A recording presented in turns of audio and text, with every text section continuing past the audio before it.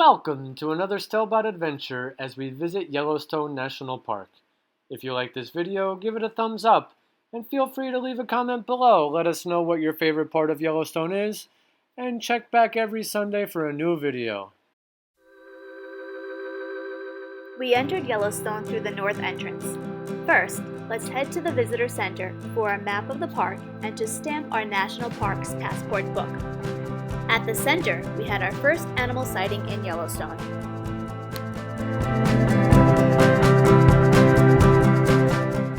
Our campground was located in Grant Village, which was about 2 hours from the north entrance, so we settled in for the long, scenic drive.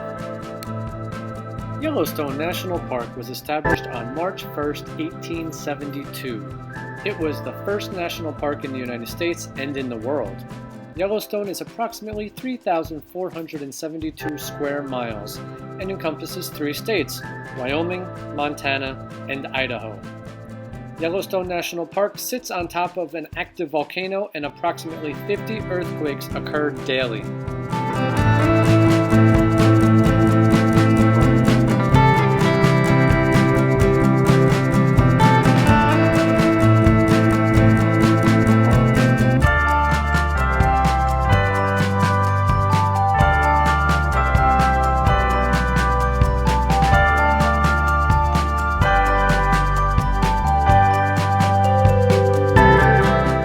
Yellowstone is so large it has 5 park entrances and 10 visitor centers, and information stations are located throughout the park.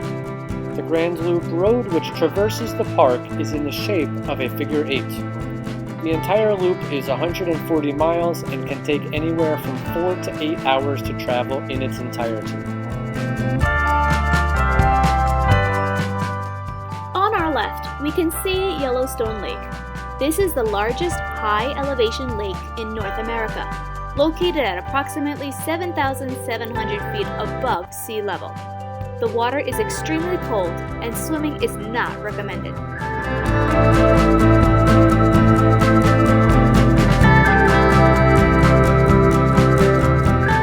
We stopped at West Thumb Geyser Basin and walked the half-mile trail around the geysers. Finally, we arrived at Grant Village and checked into our campground for the night.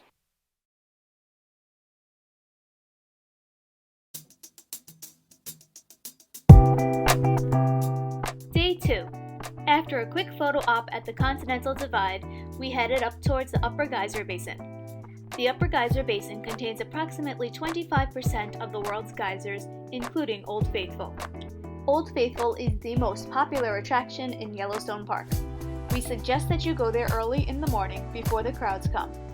For the best view of Old Faithful, get to the viewing platform 20 to 30 minutes before the estimated eruption time.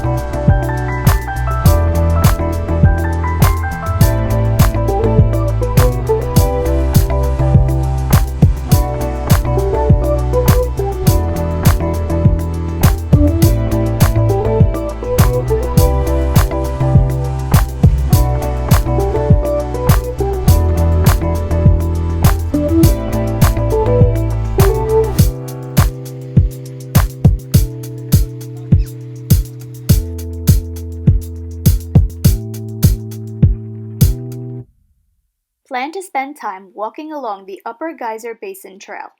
This area has many geysers and hot springs. Times for predictable geyser eruptions can be found at the Old Faithful Visitor Center. Here are some of our favorite lesser-known geysers.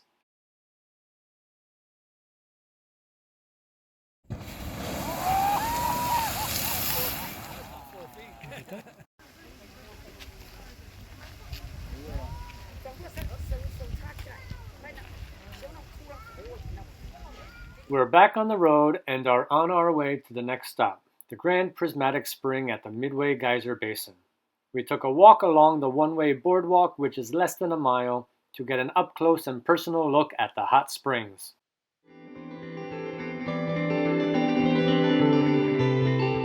Day 3's adventure started with a walk to the Grand Prismatic viewing platform, followed by a 5-mile hike along the Ferry Falls Trail.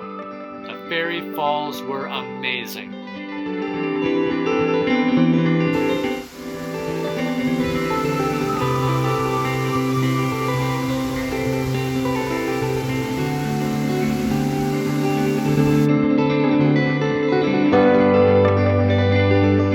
Continuing north, you can see the Firehole River on our left. We almost decided to skip the Mammoth Hot Springs area, but we are glad we didn't. It's definitely worth a stop. There are 2 terraces that surround the hot springs. While there are several sections with stairs, overall the boardwalks are easy to traverse.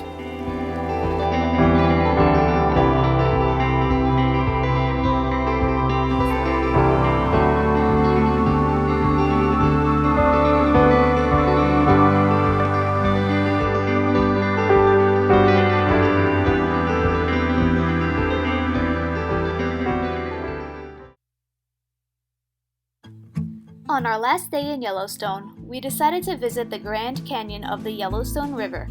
We started at the Artist Point Overlook, where we were mesmerized by the beauty of the waterfalls. We crossed over the river and hiked down to the brink of the lower falls, watching the river cascade over the edge.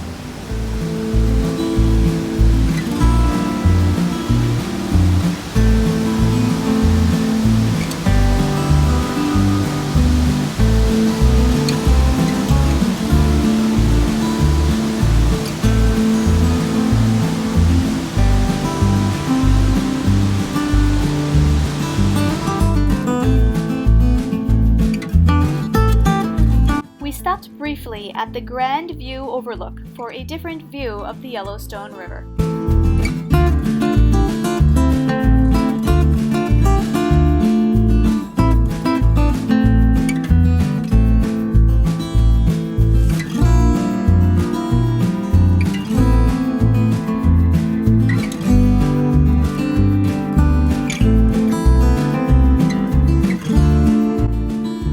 Time for one last short hike along the Natural Bridge Trail before it was time to start heading south to the Grand Tetons.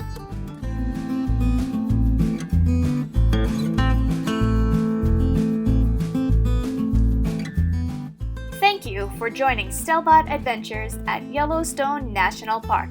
If you liked this video, give it a thumbs up. Please subscribe below. See you on the next adventure.